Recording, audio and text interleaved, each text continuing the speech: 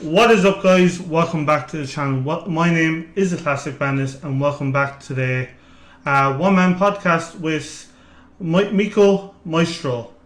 Mikko, welcome. Thank you for having me. No, first off, this is episode 1. I want to kind of start doing it on a more regular basis than my original plan was to do it monthly, but I rather would like to actually start doing it weekly. Right, so Mikko, you've been pretty much an independent wrestler all your life, and you've retired in August last year, if I remember correctly. I read. Retired? No, I've been wrestling past 10 years. So I started training in summer 2010, and I had my first match in 2011. And now I haven't. My latest match was on February because of the COVID-19. Okay. All the shows over here are being cancelled, so there's no wrestling in Portland, Oregon right now. Yeah. No, sorry for that, because I was reading that last night in cagematch.net. You retired apparently last year in August. Oh, So I was like, yeah, okay. that's true. I moved out of Europe, so right now I'm here in the United States. Yeah. So maybe that's why they haven't been really following it, or whatever might be the reason. But yeah, I'm still active, and right now, like I said, there's in the Pacific Northwest or on the whole west coast of the States, there's no shows. They are cancelled, And if you watch WWE, they don't have audience either. Only Exactly, audience yeah. there. Yeah. Like, I suppose with the whole COVID side of things, like, obviously, as you said, it's all cancelled in Portland, Oregon. Like, would you be traveling outside Portland anyway? Would you be willing to travel outside of Portland for matches, or I suppose it depends. Definitely. Actually, we have been in talks with some. Might be going wrestling in some southern states, but right now the virus is expanding really bad in Florida.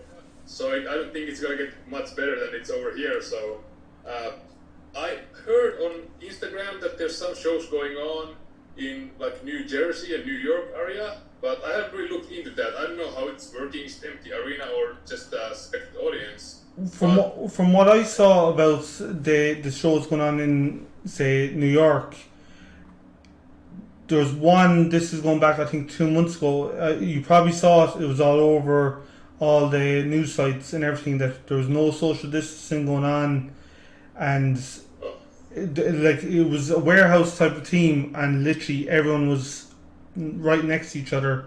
And I can't remember the photo I saw. I just was like, "Are you actually shitting me?" Like, Yeah, what? that's pretty wild.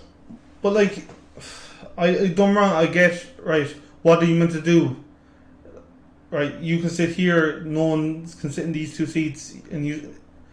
I don't know how they're going to do the independent scene for even post COVID-19 when it dies down a lot more than what it is. I don't know how they're going to be able to keep the independent scene alive. A lot of promotions, I reckon, are going to close down because they're just not going to be financially stable. And for yourself, who is an independent wrestler, how are you going to? This is your living. How are you going to make a living in the sense of you obviously want to go further, go for Impact or Ring of Honor or down the road. I'm assuming that's one of your goals. But if you can't get scouted, how are you going to get scouted? If you know what I mean. Yeah, it's having a very unfortunate time. There's some good things happening in 2020, but maybe after it's all over, we'll see how it goes on, And I mean, I always want to stay more optimistic, Like if something doesn't happen, then something else might happen. So Exactly. we'll Yeah. now it's just looking forward to putting all this COVID-19 thing behind us, and it seems to be extending longer than I expected. Honestly, I thought it was going to be gone by July, but apparently not. I mean, it doesn't seem like it. Well, I used to wrestle actively in this promotion called WCWC, West Coast Wrestling Connection in Salem, Oregon, and they said that they have cancelled all the shows until 2021. And I assume that's probably the fate of many other promotions. They just haven't put it out there yet, they just like holding on to the fate, maybe next month or 2 months now. But honestly, right now I'm just taking one day at a time. I'm more like concentrating on my home workouts and diet, with yoga and CrossFit, in my living room right now. So just you're gonna do what you can do, and I've been spending more time on social media. Like I had a Twitter account for years, but I never really used it until for the past 4 months or so. Yeah. So it's like has been a good opportunity for me to look on other things in the business, figure out what I can do better, and just I live and learn, because it's a social media generation. It's just not enough to show up to the shows and wrestle. There's so much else going on. If you think about all those guys, they're all really, really big on so let's say Twitter and Instagram. Yeah. And they have their own YouTube channel like Joey Ryan. So. Well, we won't talk with Joey Ryan. I think that's something we won't dive into on this episode at least. As you were saying there with the whole social media thing, I actually personally think that's how the Young Bucks got to where they are, was being the Elite. Now I stopped watching Being the Elite 7 months ago, but I was watching it for a good year and a half, 2 years, and it was entertaining. And that's how I followed them in New Japan, Ring of Honor. That's how I was introduced to Kenny Omega, and then I saw Kenny Omega versus Okada, and I'm sorry, that is the first one is one of my all time favorite matches, and even their last one was coming up close to the top of the top. It's hard to describe. You get it because you're a wrestling fan. You know, it's hard to put into words what the match was.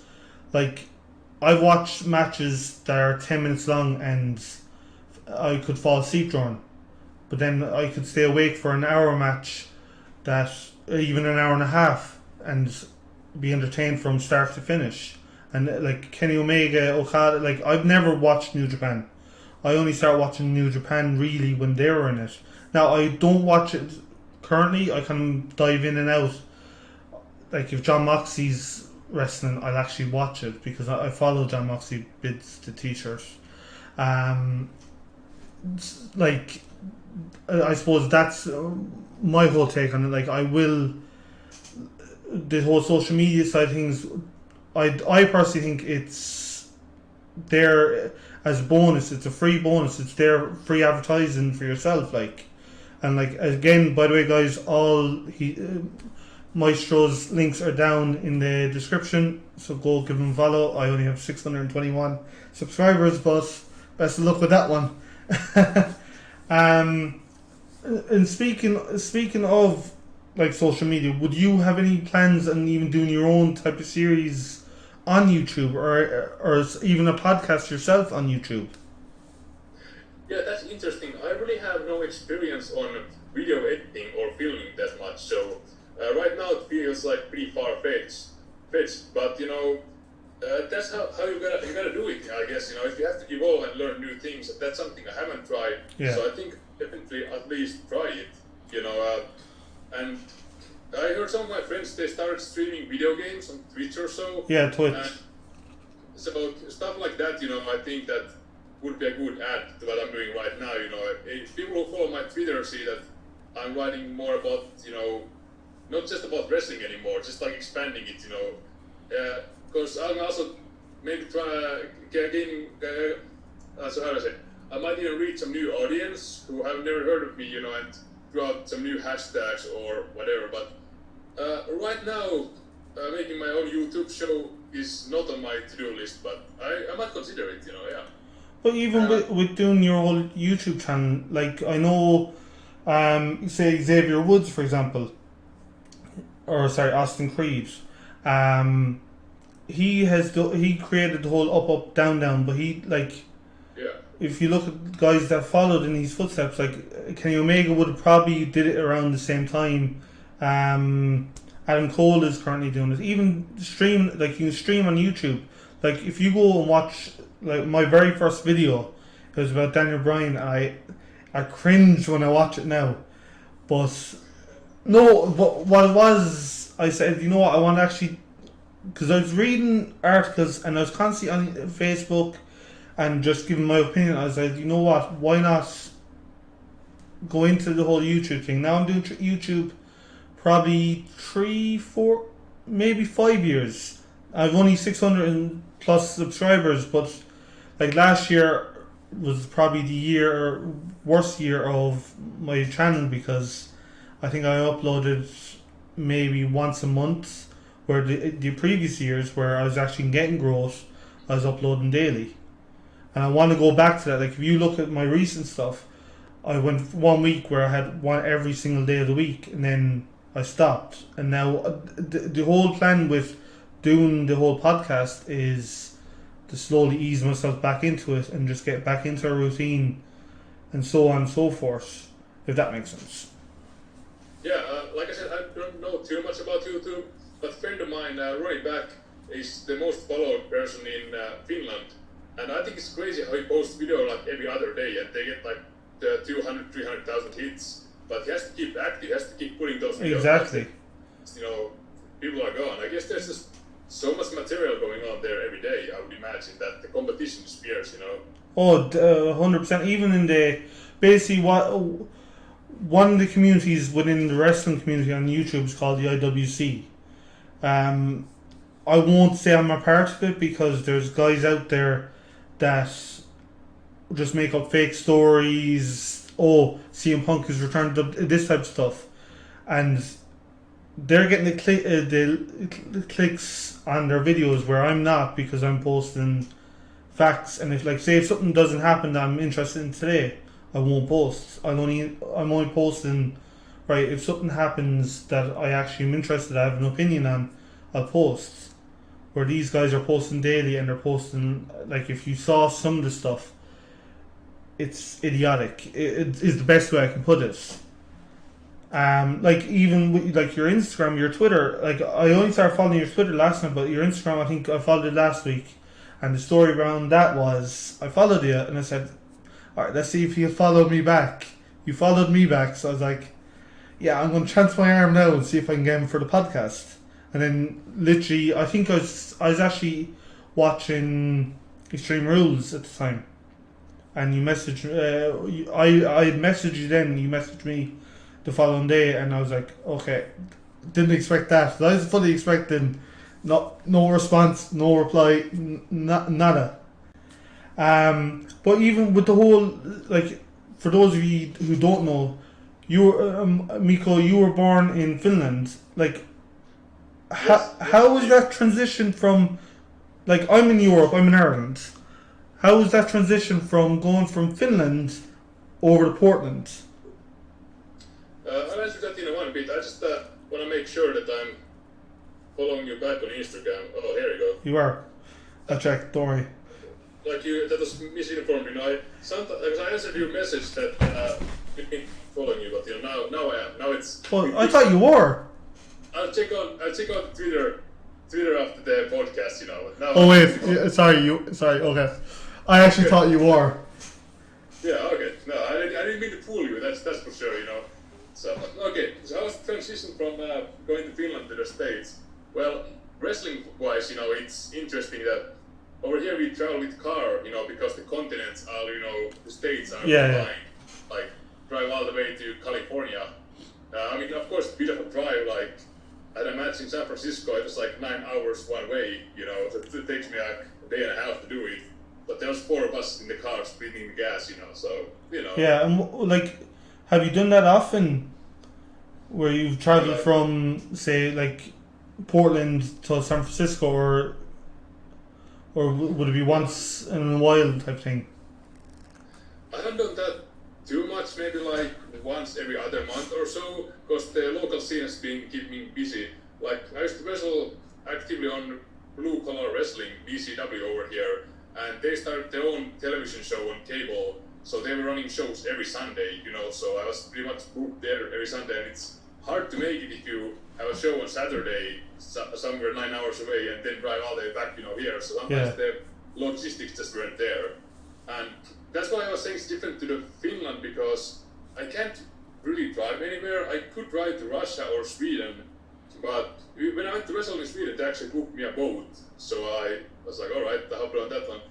So I think that it was harder to get bookings back in Europe because they had to fly you everywhere. Yeah. So I was privileged enough to wrestle in Switzerland and Germany, Denmark, but like I never made it to UK. You know, there's a couple times that was close, but you know, it's the Just didn't happen. If I stayed for longer, or one day when I might come back, you know, it might happen. But so that's the thing. So maybe in Finland, I would only wrestle for the one Finnish promotion there was, only one promotion in the whole country, and one ring for a long time. Now there's a new one started like last year or so, but that's pretty much it. You know, so there's like a show once a month or 2 shows a month, and here it's easier to keep active. You know, so that's definitely a big bonus that I have enjoyed here.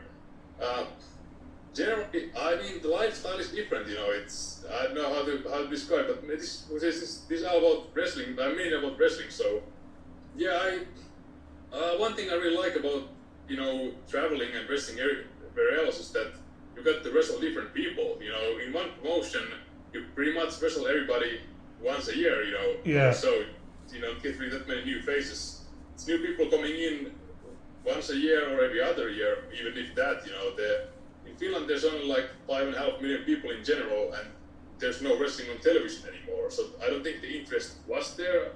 Hopefully, it's coming back. You know, we'll see. You know, business has its ups and downs always. Yeah. But that's the thing with the wrestling scene, even in Ireland. Like when I started watching, that's a question I'm going to ask you in a minute. But when I started watching, all my friends, everyone, we started doing it in the field down beside my house, where we had our own promotion, ICW, and literally we're doing it every day. Like I was doing suplexes, I was getting suplexed. Like it was dangerous stuff we were doing, but like back then there was no proper schools. Say, I know Finn Balor set up his school in mid 2000s in Bray. And then probably the next closest one to that was for me, which would have been Dublin. And that at the time there was no motorway, so that's at least 3 hours there, 3 hours back. And I always said that I would love to become a pro wrestler. I always said it, like from when I started watching, and I'm obviously to this day, but I just never had that drive to say, alright, okay, look, today's the day. Go ring about it, go get stuff done, and go about that road. Like I suppose for yourself, like what made you get like to say, right, look, this is the lifestyle I want. This is it for me. Yeah, I started watching wrestling back in 2002 or so. I remember the first time I saw it actually. My mom was flipping through the channels, and one of the channels was showing, I think it was like SmackDown or Raw. I think it was SmackDown, and the moment when X-Pac joined NWO, and my mom was doing it like, what is this? And it just like changed the channel pretty fast. And I was like wondering, what was that? And maybe like a month later or so, a friend of mine was coming over to my place and like, oh, they're showing rerun of SmackDown tonight, this Friday night. And you wanna watch it? I was like, sure, I heard about it, in school. People talk about SmackDown all the time, but I've never seen it. And then we watched it and I was hooked ever since. It's funny because I remember the theme song was played by Marilyn Manson. And that was one of those like artists that you weren't allowed to Beautiful People. Yeah. So it's I remember like my mom was always telling me and my brother like, don't listen to Marilyn Manson, that's bad. And I was like, wow, they're playing it like as a theme song, and I was like, that honestly piqued my interest. And just generally I saw those wrestlers coming in and crowd going wild, and I was like, man, I'll be that guy over there. Ever since I was like thinking like, man, that's the coolest thing ever. It's just like people going crazy and cheering for you, and that's pretty much it. And I started following, and I was playing basketball at the time. And when I turned 18, I could sign the waiver and join the wrestling training, in Finland. That's it. I wish I could have started earlier, but I mean, no regrets. Everything's been good so far. Like for me, when I like obviously I can remember watching as a child, like watching like Hulk Hogan, Jake Snake Roberts, all that. But what the first match I can remember watching, and it was like you, I was sitting at home, me and my brother and my mother was going through channels, and it was 1998 King of the Ring, and she stopped because we asked her to go back. She went back and we were watching it. It was only one match I can remember watching, and it was Undertaker versus Mankind, Hell in a Cell. That was the one where Undertaker threw him off, and from that point I was like, yeah, I'm watching wrestling, not stopping. And it was just that match sold it for me. I just again, it's one of those moments I just can't describe. It's one, like, I think I was 9, 10 when I saw that, and this is kind of at the start of the whole Attitude Era. So it was kind of like from that point onwards, it was just going up, up, up, and up. Like, I don't know if you watch any of the Attitude Era stuff, but like that was one match. If you haven't watched it, go back and watch it. It's brutal, but Yeah, it's brilliant. I feel like I have it actually on 2 DVDs because I had like Mick Foley's greatest hits and misses and the Undertaker DVD box set. But I remember like growing up, I kind of missed that. I mean, I missed that. I started watching 2002. Yeah. But we used to download the stuff. We had this program called Gaza. I don't know if you remember that one. But it's kind of like before torrents. You had this shareware. Oh, yeah. But the videos were usually short. So let's say I went to watch SummerSlam. I had to download each match separately, pretty much. It was really hard. Parts. But that's how I did. That's how I got to see like ECW and whatever. Because that's not really YouTube. YouTube started like 2006, 2005, I would say. But that's when I heard about it. YouTube wasn't big. They didn't get really. YouTube. It really didn't get that big. I think until around the late 2000s. It could have been. I think it was 2005, 2006 was when it really started peaking. But like, as you said there, you started watching ECW and that. Like, for me, I was and I still am. I'm a WWE guy. I'm not a fan of the product to a certain degree at the moment because of obvious reasons, booking and all that. But like with AEW on the scene, like I've watched AEW. It's a glorified Impact Wrestling. It's not as good as they're making out to be, but I personally think with the whole Tony Chan thing, it can be another WCW the right way, if that makes sense. Like, it could give WWE a run for its money, not in the next 2 years, but in the next 5 years, possibly. It's like, he has enough money backing him that he can keep the promotion going. Where, like, WCW they're ridiculous. They just messed up with all the contracts like of Hogan, Nash, Hall, Goldberg, Ric Flair, Sting. All those contracts, they had contracts for like 2, 3, 4, some cases 5 million that bankrupt that whole company. So like for me, when I was watching back in the Attitude Era, I'll hold my hand up now and say I didn't really know about WCW because I never, like, I have one guy I was working with when I hit 18, 19, I started working. He was a WCW guy, so and now he's watching WWE now because there was nothing else there, and he always said to me, he's like, no, WCW is the way to go. And I have actually tried to sit down and watch matches from WCW, and maybe I'm looking at the worst matches to look at, but sorry, they don't come close to WWE. Like, I don't know for yourself, is it WWE or AEW or what have you, but I'll hold my hand up, and I know if anyone from AEW, any fans from AEW are watching, I know I'm going to get crucified, but like, it's WWE. For me, it's always been WWE. Yeah, everybody has their preference, and you only have so much time, so you might as well watch the wrestling that you enjoy the most, right? Exactly. For me, I really enjoy the wrestling from like late 80s, and even the early 90s WWF. Some people find goofy, with like Damien Demento and Dorothy Clown. It's just, I like the style of wrestling over there. And in the 80s, I love watching like Rock and Roll Express, and that's I forgot his name. How could I know that? Dusty Rhodes. Rhodes, he's my kind of guy. It's definitely I enjoy watching his. Have you seen some of his promos?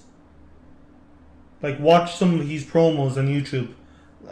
The guy now wrestling wise, I'm a fan of him wrestling wise, but his promos, there is no one that can come close to him in promo.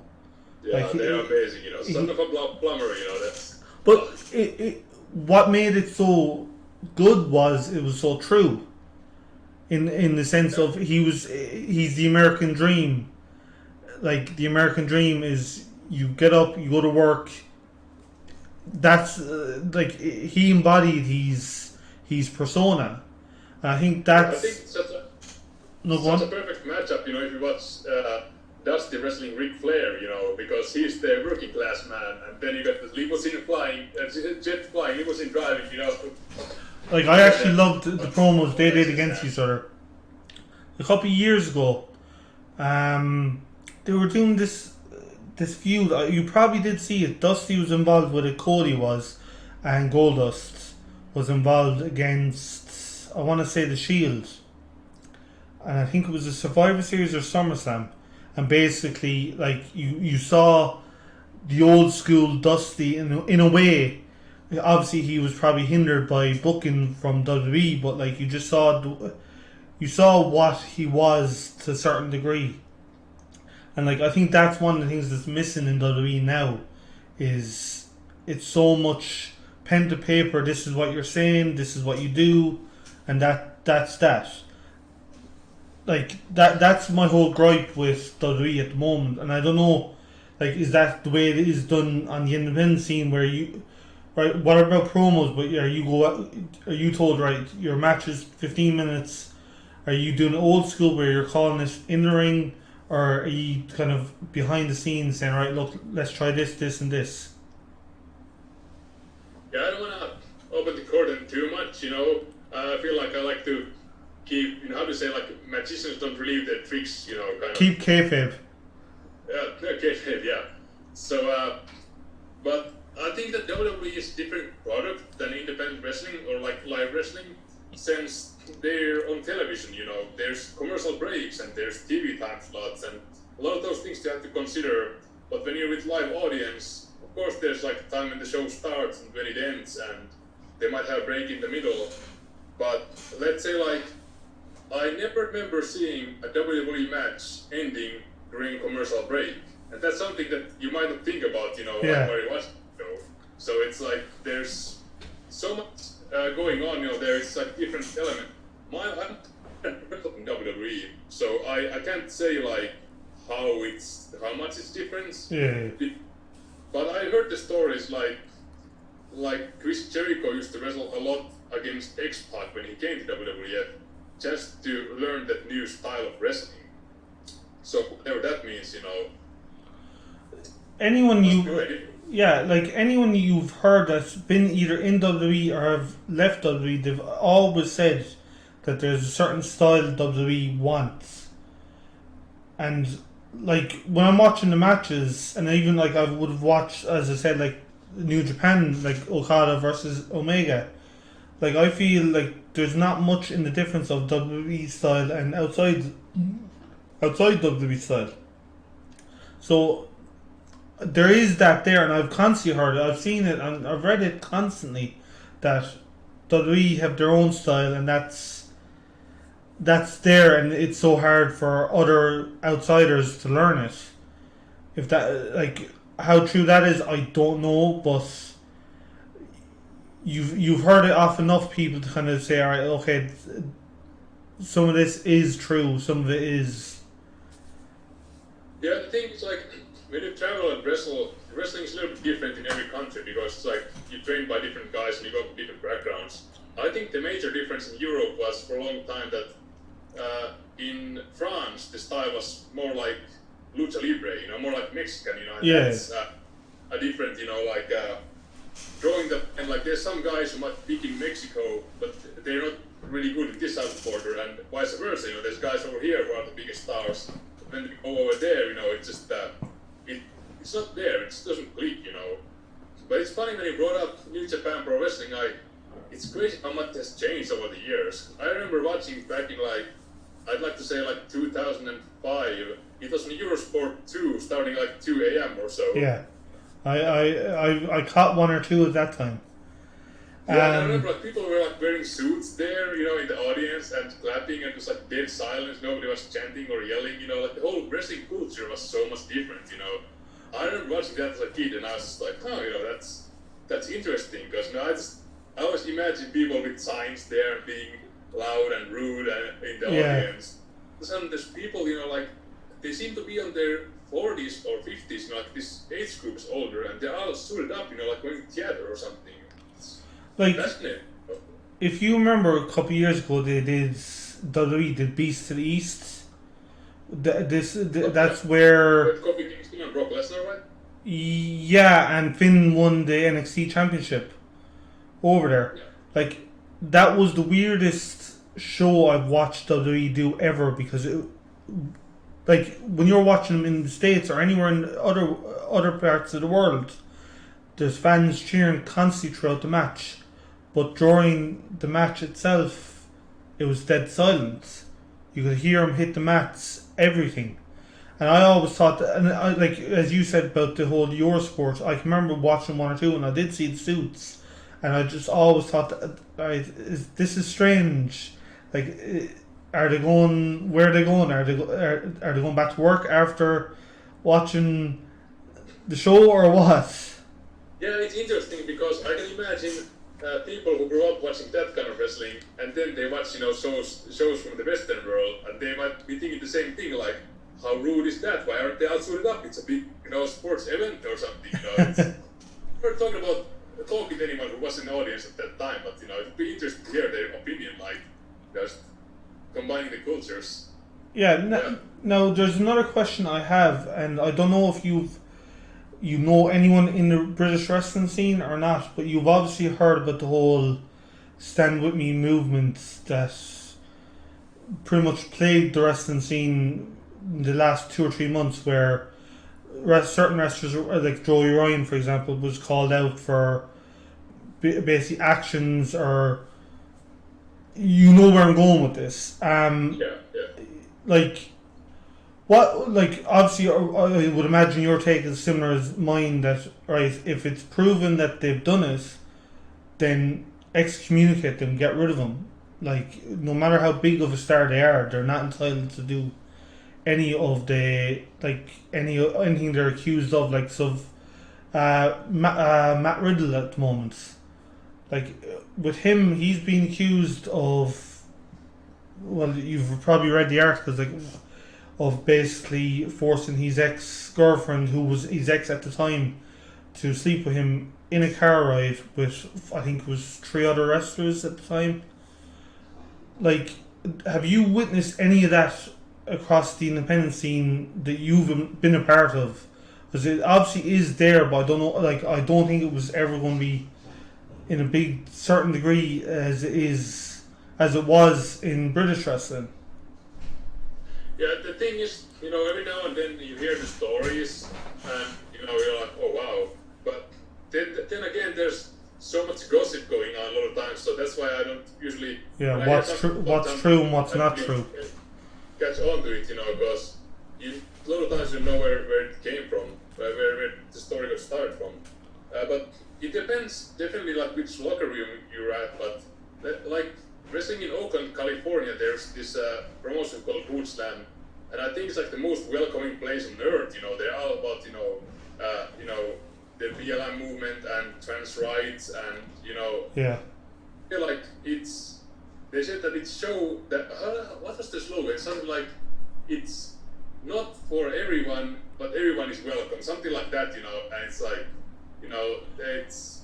I mean, if you haven't heard about it, I recommend. It's different. goo.gl it's weird because they have like Ken and Ryu from Street Fighter wrestling over there, so it's Okay, it's I'm definitely gonna have to check it out. Yeah, but when you hear those promos, like when there's Joseph Brody talking, and talking about, it's like human rights and all that, it's definitely a good place to be at.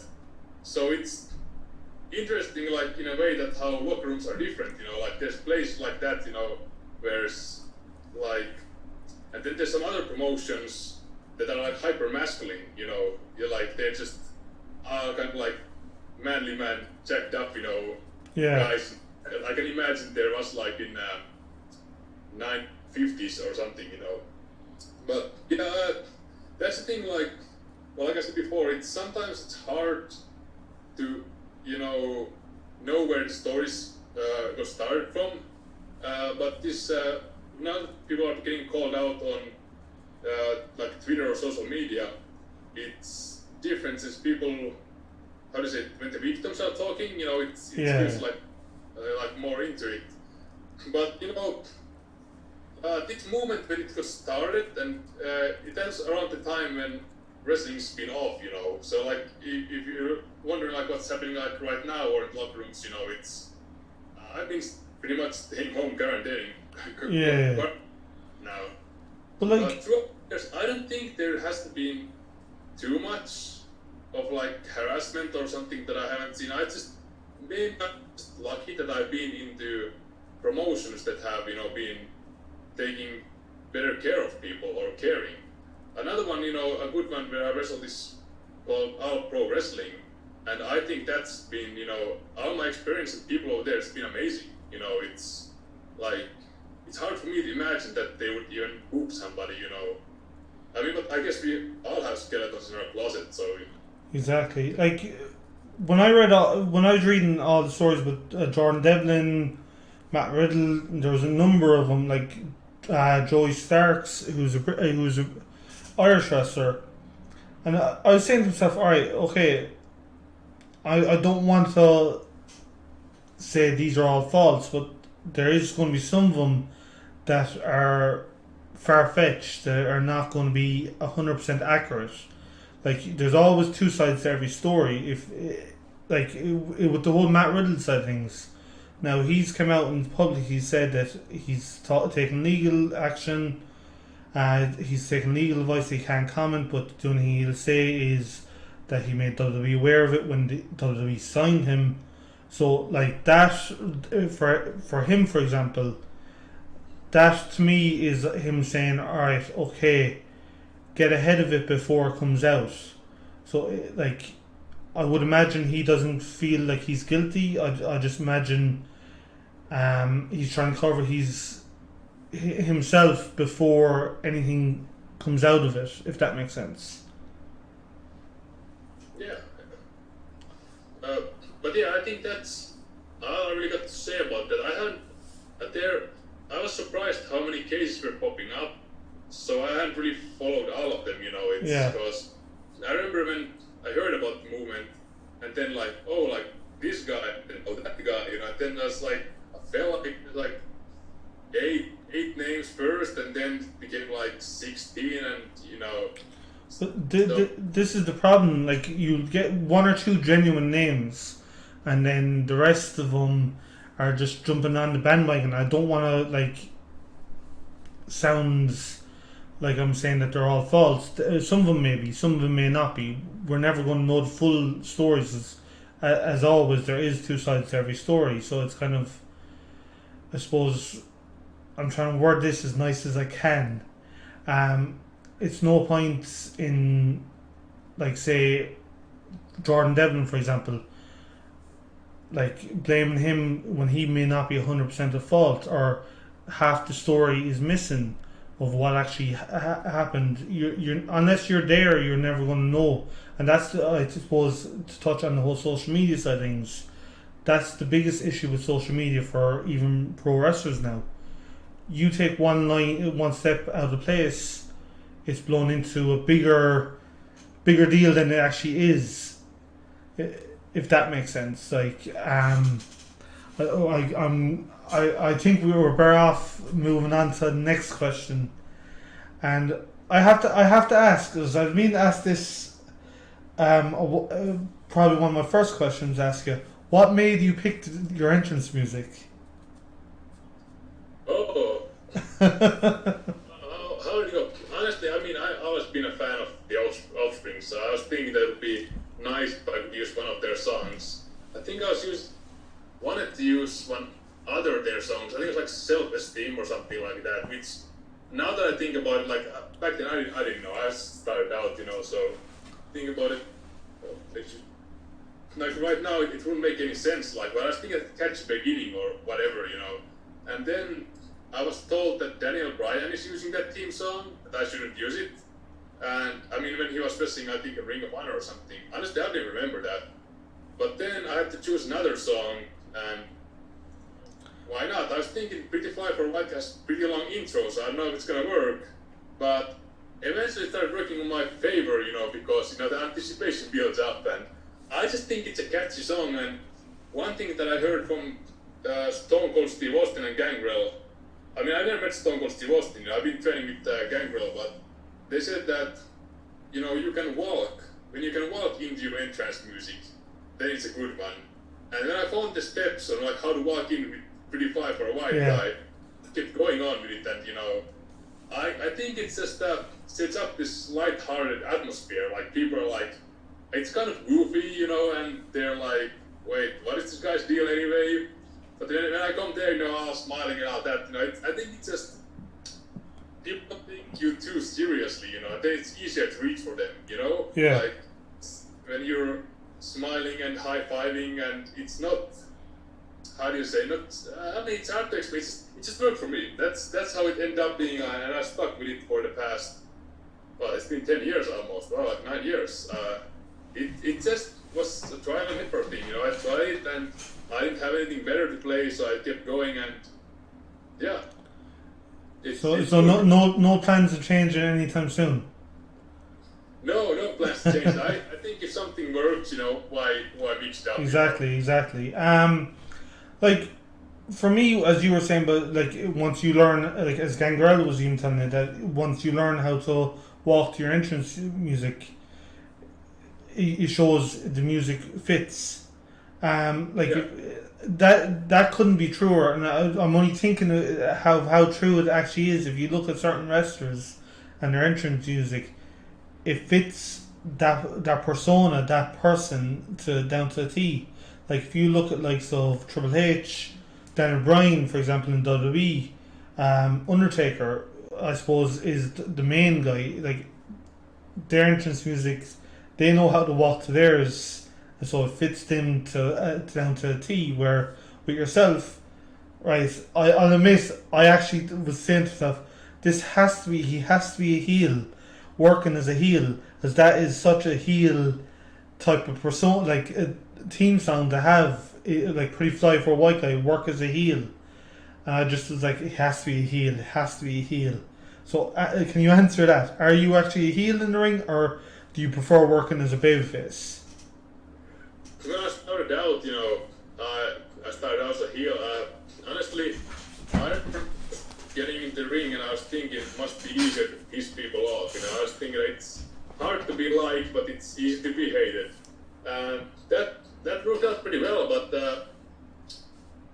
mainly for the past, I think I was mainly a bad guy for like a year or so, only like a year or two. And the problem is that when I started making wrestling promos, you know, I wanted to like have a joke in there or something, so people to reason to watch it, you know, so like make it stand out. And then it turned out that people weren't laughing at me, because I used to be the butt end of the jokes, you know, but they weren't laughing at me, they were laughing with me, so it made more sense that, you know, to go down the road of babyface. Yeah, so honestly, like in Finland, there was not even any, you know, what would you call it, storyline or anything. They just like, all of a sudden I was teaming up with the other side of the locker room. I was with the good guys, you know. It's just the crowd choose me. That's I feel like nowadays in wrestling, a lot of times people want to cheer for the bad guy anyway, you know. But yeah, so I pretty much kept doing what I was doing before, you know. It's just like, I didn't mind. I mean, like, this, I'm getting off. I'm getting like too far ahead from the original question. So yeah, when I travel and wrestle, it depends where I am and what they're looking for. You know, I can go either way, but mainly I would prefer wrestling as a babyface, and that's what I've been doing most of my career. Yeah. And, you know, the thing is, like, if I go, like, sometimes, you know, when I wrestle in different places, they might have chosen a theme song for you. Like one time in Las Vegas, because the match concept was an international match. They had a Mexican wrestler, an American wrestler, British wrestler, and a Finnish wrestler. So everybody came in the ring with their own country's national anthem, So it always depends on the occasion, Like, I suppose obviously your end goal in this is to get signed by a major promotion, be it AEW or WWE. Which one would you be leaning towards more, AEW or WWE, and why? Oh, well, that's a good question. I think right now in WWE, the training center is in Florida. Yeah. And right, they're having, I think, like 15,000 cases of COVID, every day.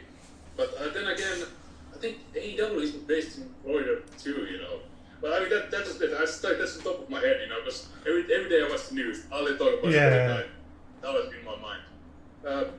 But no, I think, that they both have their pros and cons, and it's something that you don't really know before you are there. Before they show you the contract and what's involved, because Tommy Dreamer told me that when I was in his training seminar, that when you get signed with WWE, they said that the paper is this thick, there's all these, the things you have to read and sign, so I think there's a lot of things that I don't know, nobody really knows before you're sitting on the table making that contract. Yeah. So there must, we can look at the show, we can think about, how does the show look and, how much money they're paying. But there must be so many different things going on we can't even imagine, because they bring out the video games and toys, it's like merchandising and how much profit you can make out of that. And yeah, I can't give you an answer to that. I mean, obviously I would prefer either one, right? Yeah. Why not? They're both major TV promotions. So I notice you haven't mentioned Impact Wrestling. I was watching Impact just very recently. They had this thing called Pluto TV, and they're showing Impact, but the matches they show are from back 2017 for some reason. I don't know, but I don't know if you've heard about Pluto. It's like this streaming service, No, I haven't heard of it anyway. It's not big in Ireland, or maybe it just didn't exist. It's not in Finland for sure. But the thing about I have some friends on WWE and AEW, so I think wherever I would end up, I would hope that I get to, be around the locker room with people that I know, because in WWE it's so branded, SmackDown and Raw are touring, they might be in different sides of the world. Exactly, yeah.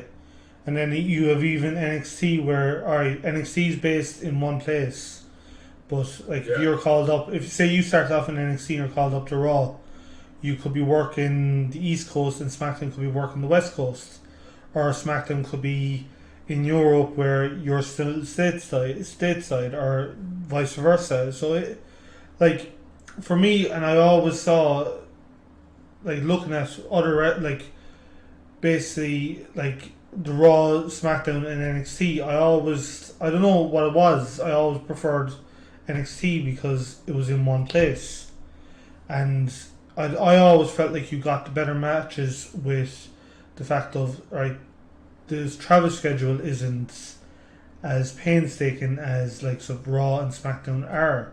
I could never imagine I would imagine you've done this countless times, but waking up at 9 a.m.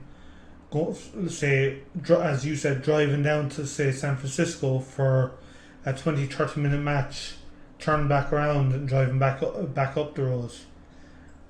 Yeah, that's the thing, because on independent scene we're basically weekend warriors, there's not much going on during the week. So the travel schedule is a bit looser in that sense.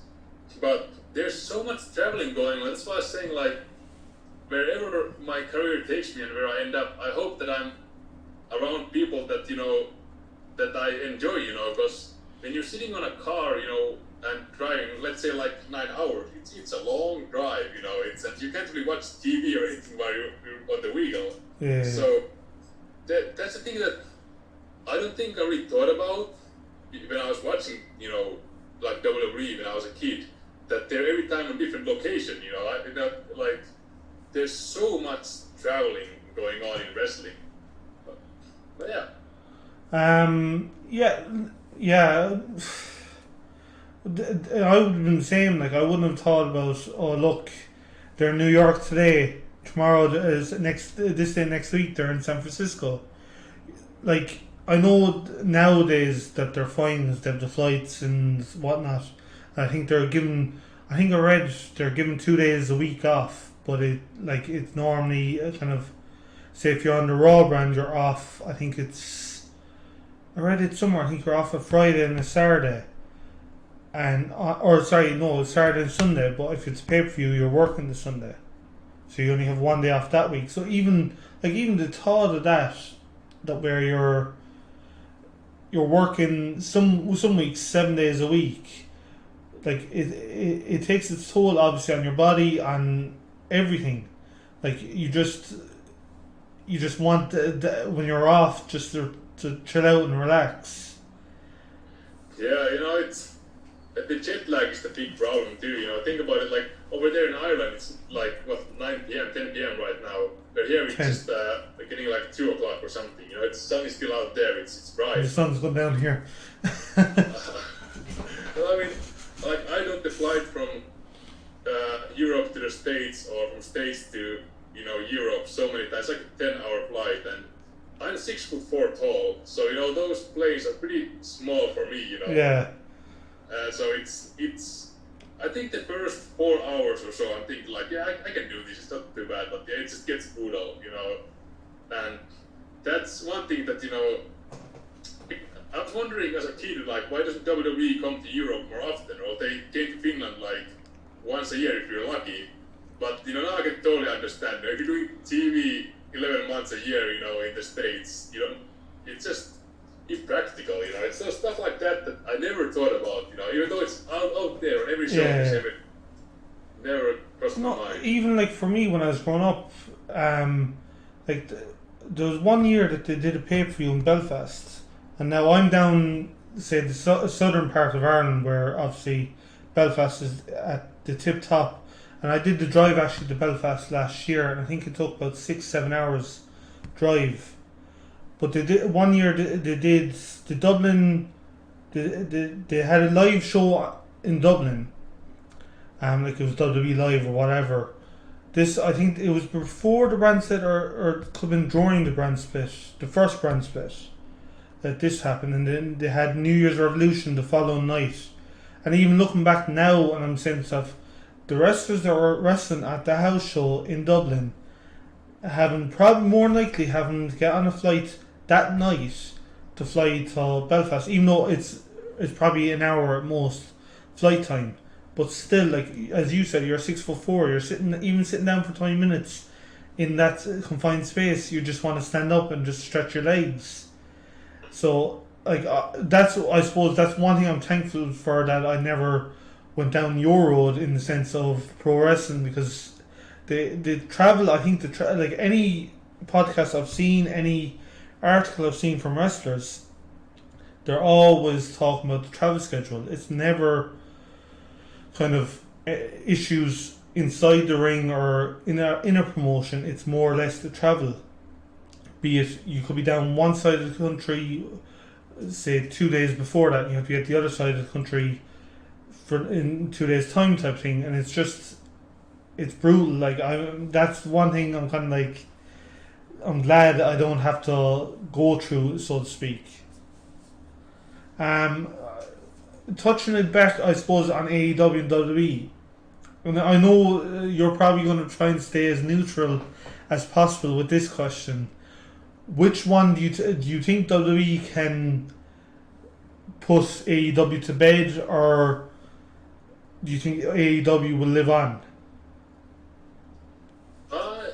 I think AEW is gonna live on. Like what I heard, that didn't they already have signed like 3-year television contract? So it's pretty much like guaranteed on be on TV. I don't know if that's true, but I remember hearing something like that. So yeah, no, I heard that the sign that was with TNT. They've signed another 3-year deal, and that's fine. But my whole thing is, signing a 3-year deal but getting ratings is a different story. And I know it's compared to NXT at the moment where they're beating NXT one week and next week they're not. It's up and down. Don't get me wrong, but with the whole pandemic even going on, they can't. They're not selling as much tickets as they could be. I'd say their sales and merchandise is down as well. So that's what I like when this whole pandemic thing happened. That's what I was saying to myself. So Ring of Honor, Impact, and even AEW or WWE is a machine. It's not. It's going to take a long time before that goes bankrupt, in my opinion. But these three promotions, they're such a small part of the wrestling world. AEW is probably the biggest out of the other two. How I was always thinking how are they going to survive with this? Their merchandise isn't going to be selling because they'll probably sell more merchandise at a taping or a pay-per-view than it was right now. And same with WWE, but as we all know, WWE have so many other things behind the scene with video games, with brand deals, with all that. They're going to stay afloat. Impact, I do personally think, and Ring of Honor, I think if this continues for another 6-8 months, I don't see them surviving. At least one of them anyway, I don't see surviving. Yeah, it's interesting to see how it goes. I mean, obviously I hope that they all stay in business because that's more employees for the wrestlers. But I heard so many times people saying that Impact's going bankrupt, but they're still around. So it's one of those things. Like I said, that if you haven't been there, there's probably something you don't know. Yeah. And also, NWA has been rising. I don't know if it was NWA Power or whatever. So wrestling business, it's in an interesting position right now. It's when you talk about people like the WWE, it's the most watched wrestling show for sure. But then there's individuals like Matt Hardy who decides to wrestle in AEW. So there's something there must be a reason why he chooses to be somewhere else. But there are individual contractors, so yeah. Sometimes it looks like a Wild West, when you think about it. Which town do I go to first? I think one thing that we haven't mentioned here is that WWE is in the stock market, but I don't remember hearing any other wrestler being on the open stock market. And that's one thing that changed a whole lot because last year their stocks were skyrocketing. It's just insane. And now that the whole market is down, mainly because of COVID, it's gas prices are going cheap and, all that. It's, I don't know, I'm sorry, I got lost in my thoughts. Is Ring of Honor going bankrupt? Is that what you're which out of Ring of Honor, Impact, and AEW, personally, I think either Ring of Honor or Impact are going to end up going bankrupt. And I suppose, would you not agree, or? Oh, that's a good question. All I can say is I hope not. I hope they're not. They're going. Because as you said about Impact Wrestling, they've been. I've read stories for the last 5-6 years. Each year they're going bankrupt, they're going bust, they're not going to survive the year. I think they'll survive, but Ring of Honor, I don't know, because since the Young Bucks have left, Ring of Honor's ratings took a nosedive. So I think that promotion in itself is in trouble dramatically. And who was it? Joey Styles, was it? I can't remember who it was, but he released texts that he had from basically higher ups in Ring of Honor. This is going back about 8-9 months ago. It could be a year at this stage. About Marty Scrolls, that they didn't want to put the heavyweight title on him because he'll just go elsewhere. If you have higher ups in the business deciding, alright, we're not going to push him because he'll end up leaving to go to AEW, NXT, Impact. That in itself is, I suppose, poor booking, because if you grow a talent the talent will appreciate it and they'll stay. Like if you look at TNA when it was TNA, they built like AJ Styles, Bobby Roode, James Storm, the Knockouts division. Like the Knockouts division was probably the best women's wrestling in a decade, easy, and they built that. So like though all those stars stuck around because they're like, okay, we've helped build this, let's see it out. And like that's why I think Ring of Honor are in trouble. Yeah, honestly, I haven't followed too much of Ring of Honor lately, but I think about Impact, if you think about right now, somebody would say they're going bankrupt, then I wonder, why did they just sign like 6 former WWE superstars? They signed Heath Slater and I think Luke Gallows went there. Carl Anderson, yeah. So I might get the names wrong, but still, like, I don't think those guys are going there for free, Exactly. What I think is gonna happen with Impact Wrestling. This is something I'm interested in seeing because I personally think in the next 6 months, Impact, instead of going down, they're going to start going up because like they've gotten EC3 back. He's one guy I personally hated having in WWE because they never could book the guy right. They could have the persona they could have put on him as this cocky heel type of character, and it would have worked. It would have been perfect. It would have been new, fresh, everything that was needed. But Vince, he had one bad match with Dean Ambrose, and Vince was like, "No, scrap him." And I think that's the major problem with like WWE at the moment is Vince McMahon is, and we all say it. If you look at any article, everyone says it. Vince doesn't know how to make a pro wrestler in this era.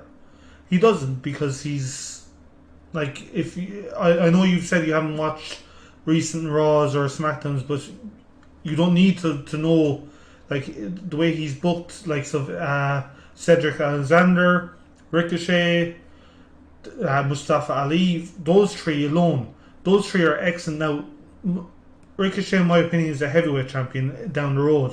And the other 2 are mid-carders, US or Intercontinental Championship type of style. But he doesn't know how to book them because they're not how he wants them. Like he can book Braun Strowman to a certain degree because over his size and build, it's what he wants.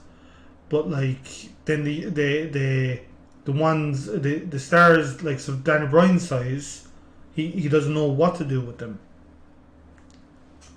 Like I've gone off myself. Like in the current state, like say WWE for now. Like what stars there do you think that are poorly booked or could be Vince could, I don't know, do something better with? I don't even know what question I'm trying to ask. Okay, I'm gonna say it like right now. I want to see, from NXT, Mansoor, Manny. Mansoor. Yeah. How much those WWE Saudi shows, like Crown Jewel or... Crown Jewel, yeah. Oh, yeah. He's the first. He was the first Saudi signed. Yeah. So, Manny is a good friend of mine. So I really always hope best for him, and I hope he becomes wins the Royal Rumble and gets the belt. He could be the first ever Saudi WWE champion. And the market is there. That's what I like to say. I just wish the best for him. I wish they book him more. I like to see him on more shows, more pay-per-views. That's the difference. But that's of course I'm biased because he's a friend of mine. But it's some of those connections that I guess it's the brotherhood. You have to always support the guys that I mean, watching the whole product, there might be every now and then. Even as a fan, I remember I wish some people would have gotten it better. I was a fan of X-Pac, and he was never gonna become a big star in WWE. But sometimes you pick and choose your favorites, and you hope that they go far. And in my opinion, something would have been great, but on the major scene, it wouldn't be. About the booking though, there's one thing I like to mention that I heard from Tatanka, like back in 2013 or so. He said that it's important when you're wrestling for a big company or so, is that you're loyal and you can be trusted. And that's one thing that I think that some wrestlers are getting far in the business because, you know, they're doing what they're told, they're doing their job and they're showing up in time. For example, you know, I heard that John Cena has done most Make-A-Wish appearance in the whole world. Yeah. You know, I think that he made the decision that he's going to do it, and then he ran with it, you know, and that's something, it's such a great thing to do, meeting all those 6 children, and on top of all, it's good publicity. So, what I was told by Tatanka is, I was like, if you're ready to put extra effort in there, you know, then you might get further. Which actually that's pretty much in any work there is. Any you know, promotion, yeah. But the boss to see you in, and like John Cena, he got so much heat, you know, when he got internet. I think still to this day, you know, like people hated him. You know, when you look at the comments and videos. But still, he was the top guy for years and years. But he was the top guy for a reason. Like, I was never a John Cena fan. I'll hold my hand up, but like, I always had respect for the guy because day in day out he showed up, and there was some bad choices he made by like Nexus. If you remember Nexus from a few years ago, where if he decided not to put them over, and I think Chris Jericho was on his team and Edge, and they were both saying no, put Nexus over. But like, he's publicly came out and said, yeah, that was my call, that was bad call, what have you. Like, but, and as I said, like, I'm not a John Cena fan. I've never have been, but I've always had respect for the guy because, as you said, like, look the amount of Make-A-Wishes he's done for basically his fans. Look what he's done in pro wrestling. Like, he's like, even CM Punk has come out and said one of his favorite matches he's had in his career has been against John Cena at Money in the Bank. Was it Money in the Bank? It was in Chicago. It was when he walked out with the title. I think it was Chicago Money in the Bank. Chicago Money in the Bank was around like 2012, 2013, 2011. Yeah. And you know, must, you know, but yeah, the Money in the Bank definitely, yeah. But now talking about the whole CM Punk thing in 2011, you remember the infamous pipe bomb? Yeah, of course. I want to ask you a question because I have my own opinion on this. Do you think that was staged? I remember I thought about it back then. I haven't really thought about it much since because, you know, people are talking about it was staged or not. I'd think about it for a second. If I would choose a side, I would. It's a good question. I'm pretty sure that he chose some things to say, you know, because the things that I was surprised with was, like, he mentioned, like, Ring of Honor. He says, like, maybe I'll go back to Ring of Honor. And New Japan. Yeah, and that's like, I never remember hearing, you know, independent companies being mentioned. You never heard of anything being mentioned outside of WWE. So it was all like ECW and WCW because they bought them, you know. Exactly. And, I would imagine that this is my guess, and he probably had certain amount of microphone time, and then, you know, he could pick and choose what to say, and there's probably like patterns from somebody guiding him, like what's the point that must be getting through, and then he has some creative freedom to fill in the gaps. But I think that's what it was. I think it was staged to a certain degree. He was told, right, okay, you have 15 minutes. You're transitioning from a heel, which he was a heel at the time, because he was leading the new Nexus, and you're transitioning from a heel into a babyface, and that promo in itself, it was like back in the day when Stone Cold and Bret Hart faced each other. It was a double change where Stone Cold, if I remember correctly, went from a babyface to a heel, and Bret Hart went from a heel to a face, where in this instance, CM Punk went from a heel to a face within 5 minutes, and it was just, and what made it so true, or sorry, so good, was it was so true. Everything he was saying, it was all over the wrestling world. Everyone knew about certain things Vince liked and this, that, and the other. So it wasn't anything that he wasn't meant to be leaving out for people to hear. It was everything. It was stuff being left out that people already knew. But the fact that it was said on WWE programming, it made it so much more, a lot more real than it should have been, if that makes sense. Yeah, I think that's the thing is, in general, wrestling is more real than make believe. Yeah. Some people look at it and they'll never buy it, but that's their decision. And then there's some people who watch and believe everything. But you mentioned Stone Cold Steve Austin. I remember I read his book. I'm not sure if it was in the Stone Cold Truth or a documentary that I saw, where he was talking about the Stone Cold 316 promo. And like there he said that, you have this much time and this topic to talk about. And then he came up with the Stone Cold 316 there. So that's a good example of when you have microphone time and you're guided what to say, but then you fill in the gaps. You have your freedom to kind of talk. Yeah, so that's what I was thinking, that's probably what happened with the CM Punk case, because if you talk wrestlers as characters, you know your character better than anybody else, right? Yeah. So that's what worked for CM Punk, because that's what he did. He had been wrestling on the indies, forever before he got signed. Yeah, like with the whole Austin, the 316 promo, I can remember watching a video to that.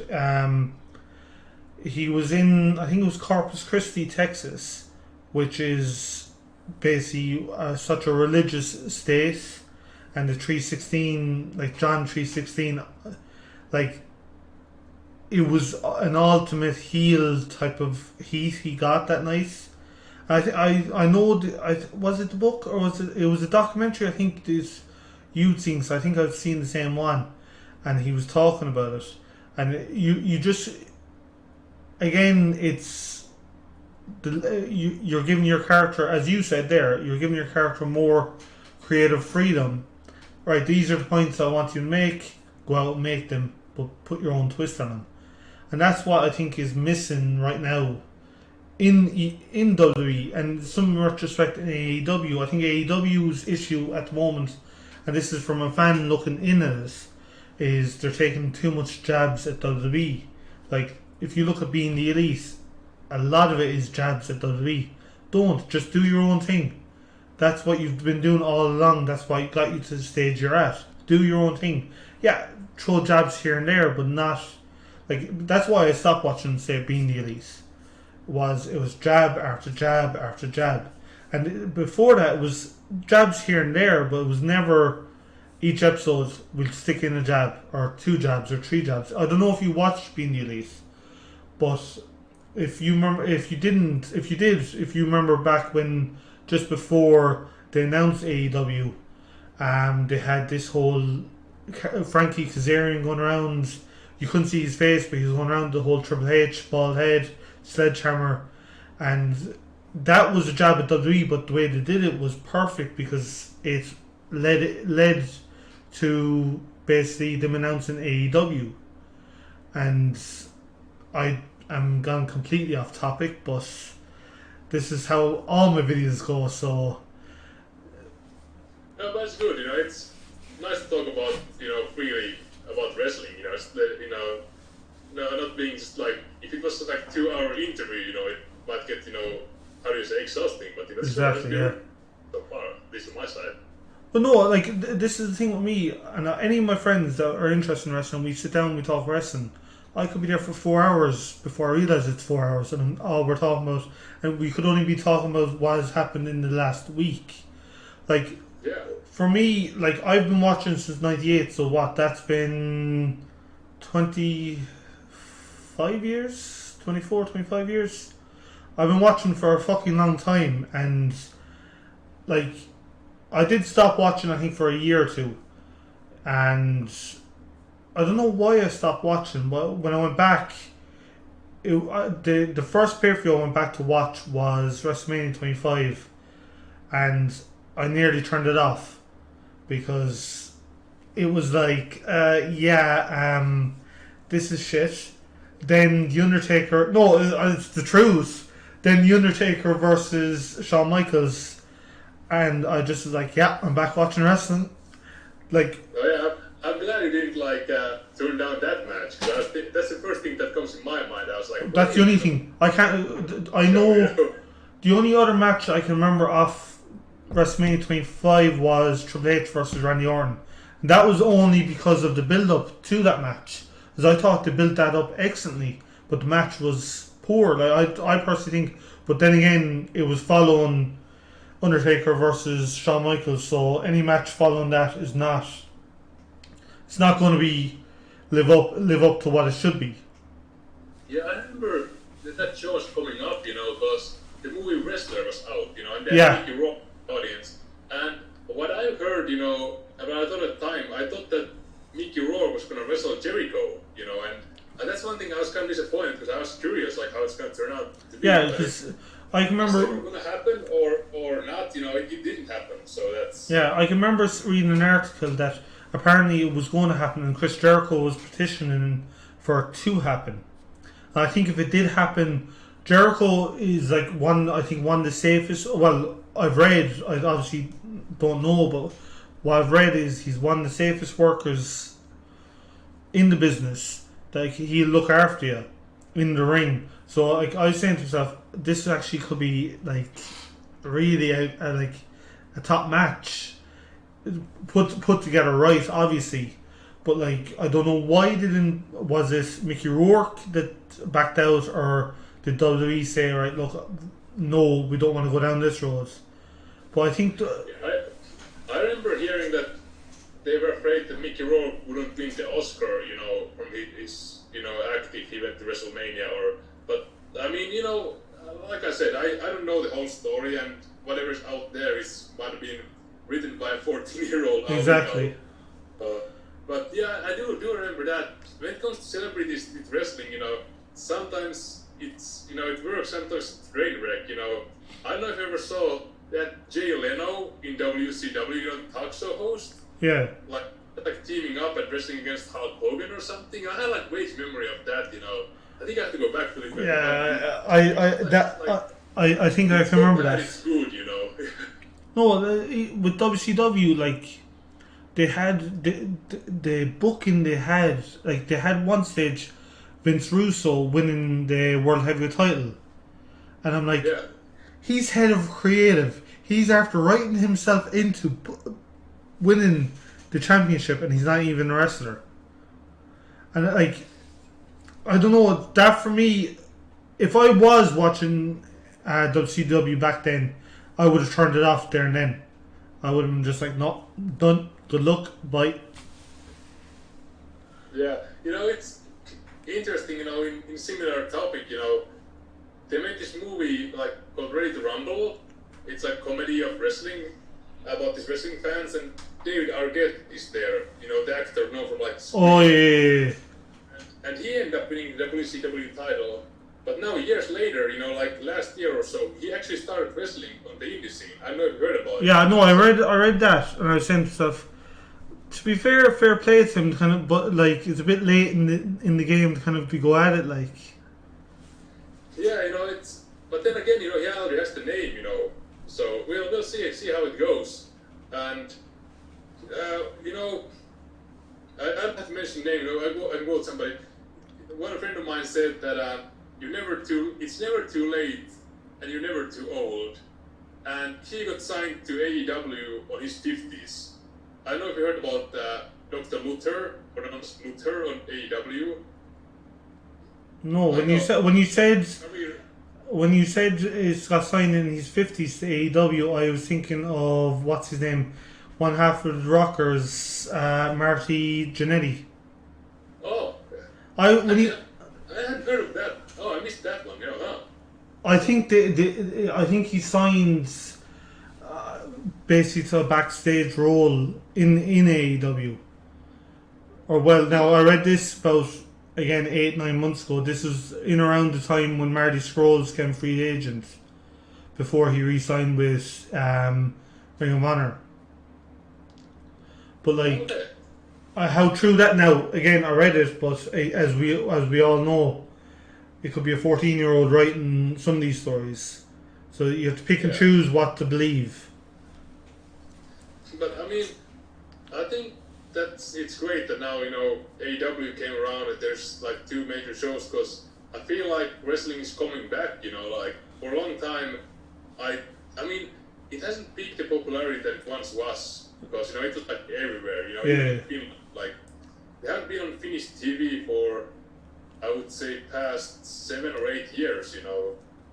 So WWE came to do a live show there last year and it was sold out. So the interest is there, which is great, because I was watching WWE there like in 2005, and there was Undertaker, and they couldn't sell half the tickets. The Ice Hockey Hall could fit like, let's say, 9,000 people, Yeah. and there was like barely 4,000 in there. You could see the empty seats, and it was just the crowd was dead.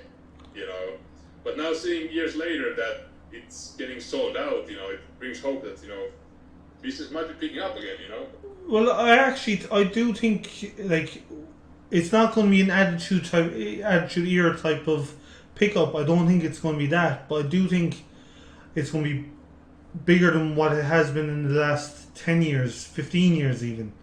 Like, I don't know if you remember when Impact Wrestling signed likes of Bischoff, Hogan and Flair. Like, they were at their peak and they were going up. And I was saying to myself, okay, these can give WWE a run for their money. Because they had homegrown talents in the promotion. I remember that, I think I was in high school at that time.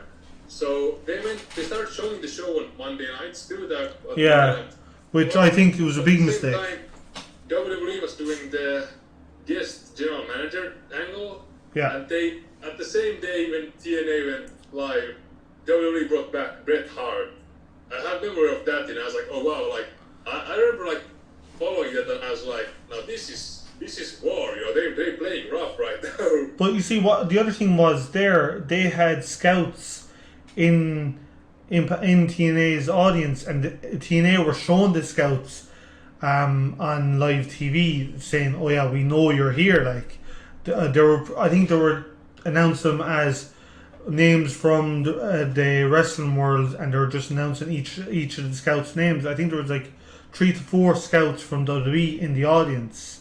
So even like WWE, I do feel were worried to a certain degree, but not too worried about Impact. I personally think what Impact did wrong there was going on Monday nights. They stayed on Tuesday nights or Wednesday nights, stayed on one of those nights, and just did the shows then, and keep growing slowly, and then go on the road.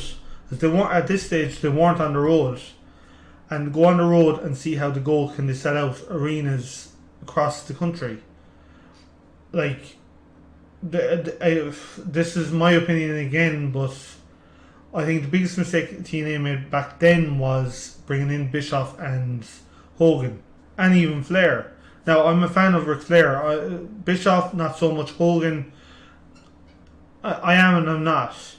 Like, I'm a fan of Ric Flair. Like, the guy, if you're interested in wrestling, you have to be a fan of Ric Flair. Like, I think that was the biggest mistake that they made and the main reason was, if they kept just doing what they were doing, like as you said earlier, if it's not broken, why fix it? It wasn't broken, but they were trying to fix something that wasn't broken. So I personally think the biggest issue Impact or TNA had back then was having Dixie Carter around. She just saw, Hulk Hogan, he's a big star. Eric Bischoff, he's a big star. Ric Flair, he's a big star. But what about your own locker room? Yeah, I can see that. But guys like Bischoff and Hogan, they did it before. They beat WWE in ratings, so they had a good track record. They beat WWE. Hold on now.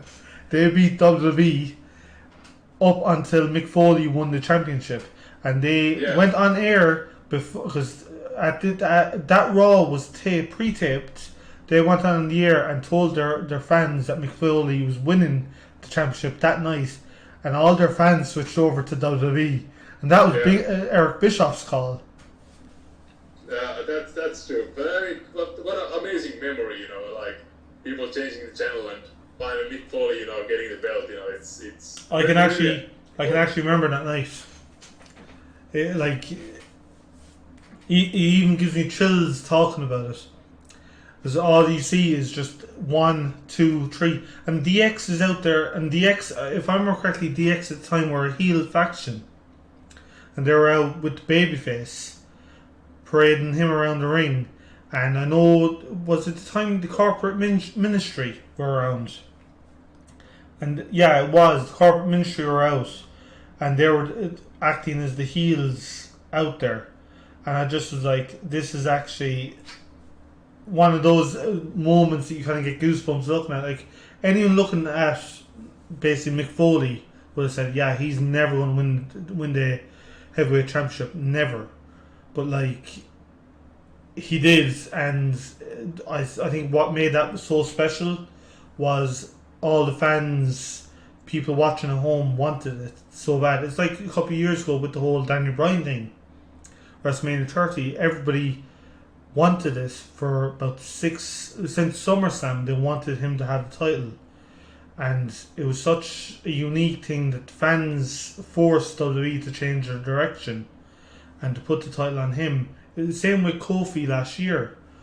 They were going to, I guarantee, they were going a separate direction, and fans got behind Kofi, and Kofi won his first heavyweight title. Like, I think that's the beauty about pro wrestling, where the fans can decide. Like, if you're watching a series, you can't decide, oh no, I want that guy to be killed, I want that guy to live. But with pro wrestling, as a fan, you can decide, or well, not you can decide, but you can alter some storylines to a certain degree. And I think that's the beautiful thing about it. Like, I think that it's also, I like to say in general, like in wrestling, let's say if you mentioned earlier, like what if one of the companies went bankrupt? You know, a lot of times they stay in business because there's a strong fan base. You know, people choose that they rather watch these shows, they rather buy these DVDs, and we can say like we vote with our wallets. You know. Yeah. Sounds like I see you wearing a Dean Ambrose shirt. You know, it's great. You know, like. I see that you're supporting, you know, somebody that you like, you know, and it's, I mean, in a way, it of course sounds like just wrestlers begging for more money, like, oh yeah, if you want me to get over, you know, you gotta buy my merchandise. But do you remember Zack Ryder started doing a YouTube show and how popular he came, and they sold out his T-shirts and all that, you know, and just because, you know, people are supporting him. You know, that's the exactly like the fans got behind him. Like, I can remember that was around the time John Cena was meant to face The Rock. I think the first time. I'm not 100%. I think it was the first time he was meant to face The Rock, and Zack Ryder won the US title. I can remember the Raw after whatever pay-per-view it was. CM Punk was the one announcing them all coming out. So CM Punk announced himself to come out. Then he announced, I think Zack Ryder was next, and then it was Daniel Bryan. But like, Zack Ryder, personally, I think they dropped the ball with the guy, because I do think he's a solid mid carder. I don't care what anyone tells me. He was able to, like, I never really knew of Zack Ryder until I started watching the Long Island IZ. I knew he was an edge head. I knew they tried to do different things with him and whatnot. But I only properly got to know the guy through his YouTube series, and then they transitioned it into into TV, where they had basically him positioning for it. What was it? It was a United States title opportunity. And then when they put the title on him, I just was like, that was again another classic example. The fans decide the outcome. Yeah, it's. I remember when Zack Ryder came out in the ECW. I mean the newer, how do you call it? WWE's version of ECW. And I remember they had like a very catchy theme song, and I was like, "What's up with this guy?" And then I honestly, like I said, I didn't really buy it until I heard that the YouTube show is great. So I looked a couple episodes, like, oh wow, like this is not what I saw on the screen, but it was out there, on YouTube. Like, wow. Speaking of that, did you watch that show, ECW? I mean, like the modern version of it. Yeah, kind of. Yeah, I remember I have some good memories of that one. It seems like nobody really liked that show, but I remember it had like Christian as a champion, which I enjoyed. I always liked edging Christian, Oh, I loved like Christian. Christian would have been one of their last champions before they got rid of it. To Ezekiel Jackson or something. Yeah, and he's now the longest reigning. Yeah, he's now the longest reigning ECW champion, because he's yet to defend it. But like, oh yeah, it's the champion. Okay, yeah. But like, think about that. ECW, I thought it was good around when they first introduced this, but I get that they were trying to introduce new stars and whatnot. Like, it wasn't all bad. Like Jack Swagger, for example. Like, I actually like the fact that they put the title on him, and him and Christian had good feuds together. Like, so it wasn't all bad. It wasn't all good either, obviously, but it wasn't as bad as people wanted to make it out to be. Like, when I suppose when they were winding down and they were transitioning into NXT, the old NXT, let's call it.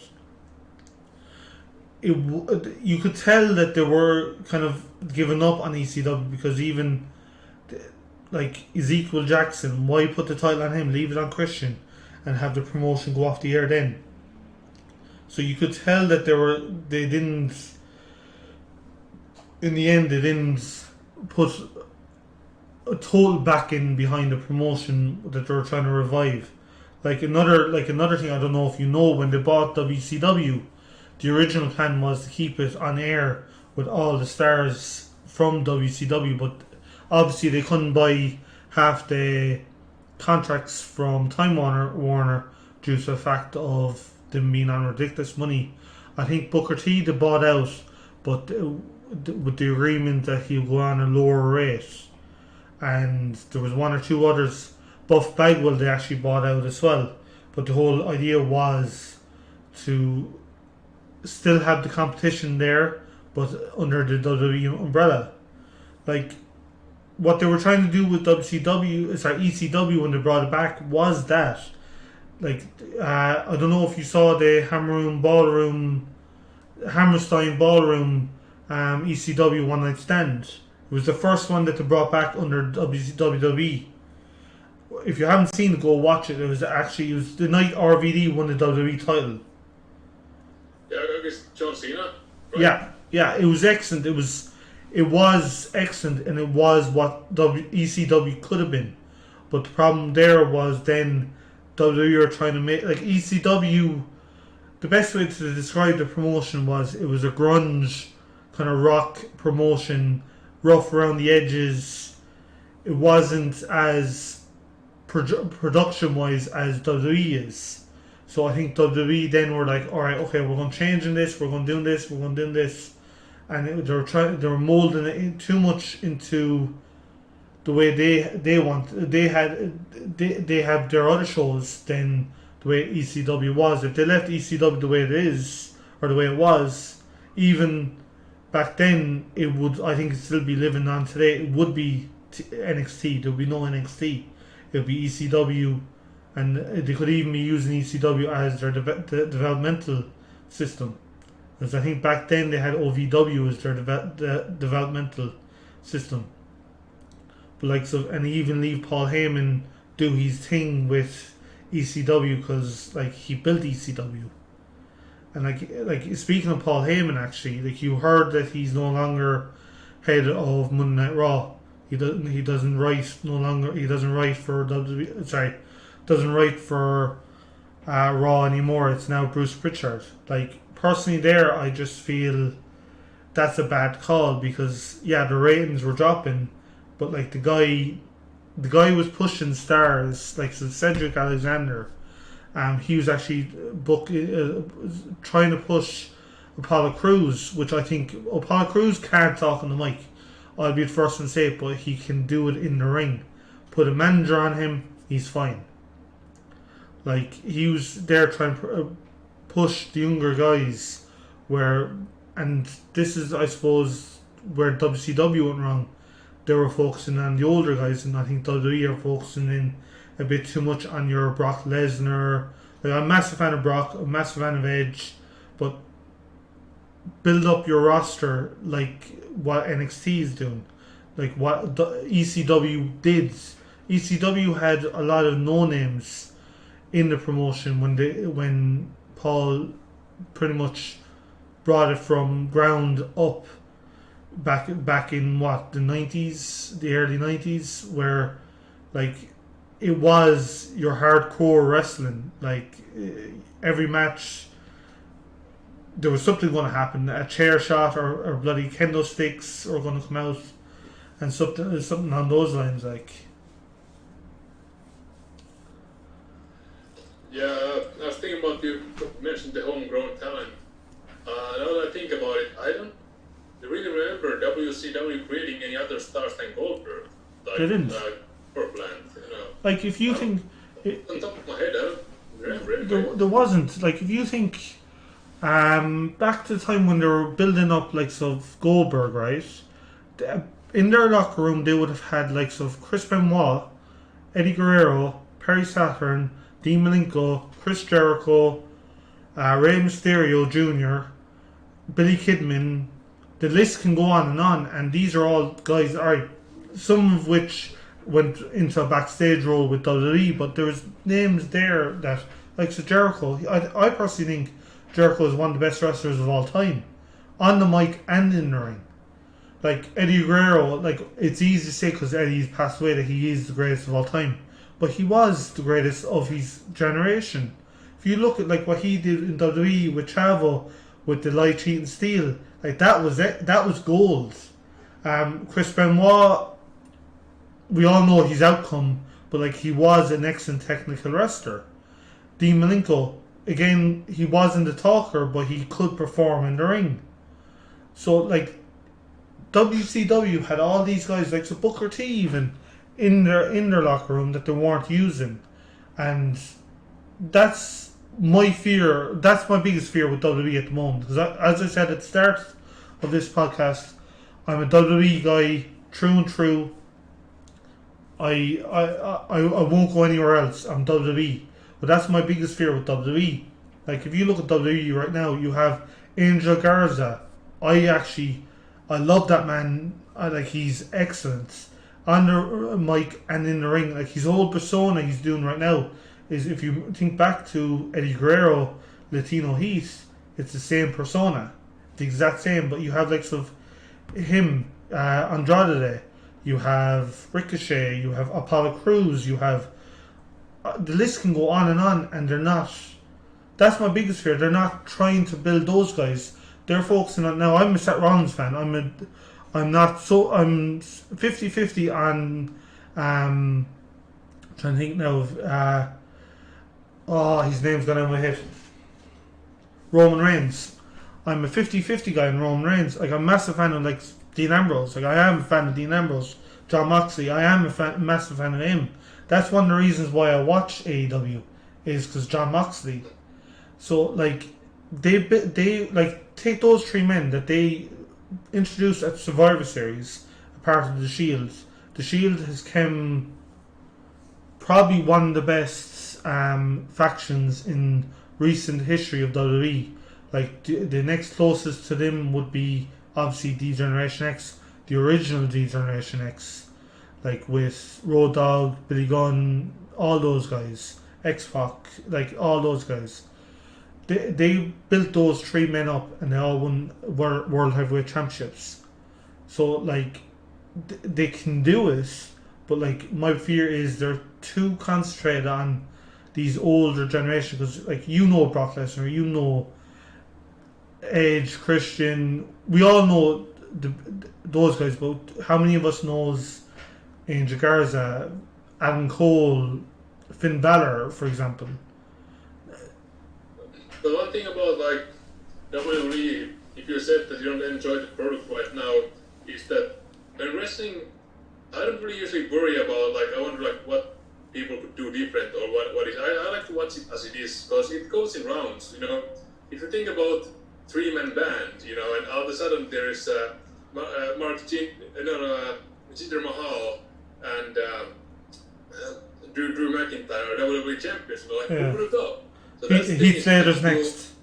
I mean, for all the wrestling fans, if you're, how do you say, impatient or, you know, you think that the product is not good right now, like, don't lose your faith, you know, it's like... Like, I'm not losing my faith, but, like, and as you said, like, if you look at the three-man band, like, two of those three members have come back and won the WWE Championship, but... What way to put it? You obviously we have to take the good with the bad, and like as I said, I'm always going to be WWE. Like I will bitch and I'll moan about the product day in day out, but I will continue to tune in, to watch, to buy the belts, to buy the t-shirts, and I'm a sucker for it. I know I am, but I'll continue to do it because I know it's bad now, but next week. Like we'll get a match between Finn Balor versus Samoa Joe that will be a 5-star match. I know you'll get decent matches. I know you'll get decent promos. Storylines can be altered. I know there's stuff out there that WWE will do to kind of change with the times, but like some of the stuff that they're still doing, you're scratching your head saying, right, why are you still doing the same things that are not working? Right guys, thanks for watching episode 1 of the One Man Podcast with special guest Mikko Maestro. Mikko had to rush off. I kind of forgot to record an outro last night, but so I'm doing it today. Now, episode 2 should be up next Friday. By looks things, I already have a guest ready for that, so get ready for that. Anyway guys, I have Mikko's pro wrestling tees links left down below in the description if you want to buy some of his merch and support him. Also, you can go over to his Twitter and follow his Twitter, which is linked again down below, and so is his Instagram. Guys, I want to thank you all for watching and see you in the next video. Peace!